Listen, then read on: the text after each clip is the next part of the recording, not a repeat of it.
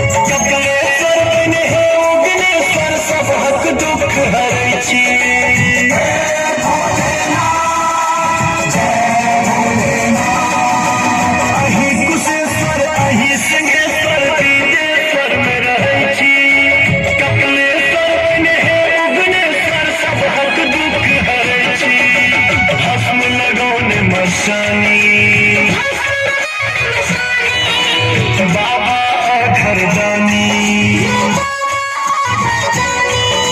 भस्म लगौने मसानी। बाबा घरदानी बोरा हवा सुन लगा पहले बाघक छाला। हमर भोला बाबा, हमर भोला बाबा।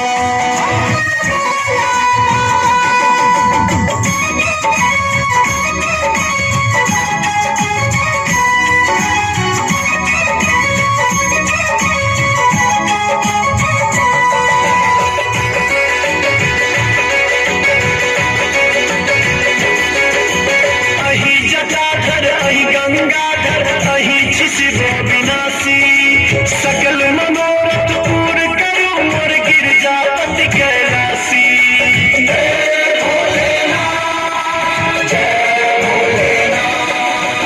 अहि जटाधर अहि गंगाधर अहि शिव विनाशी।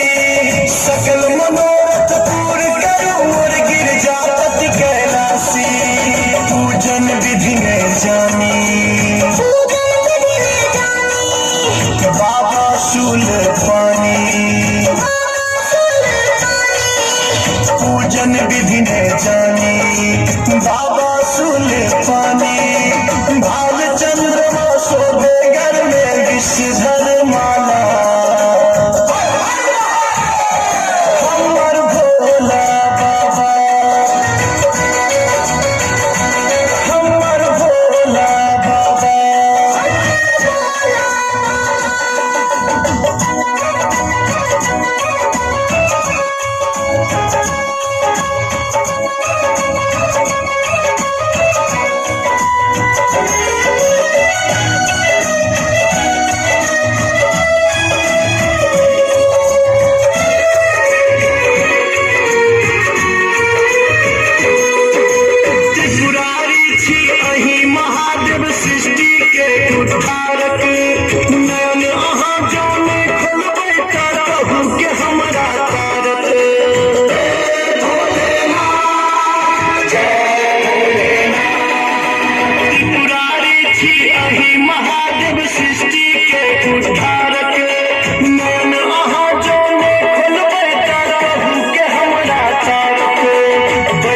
चरण में कानी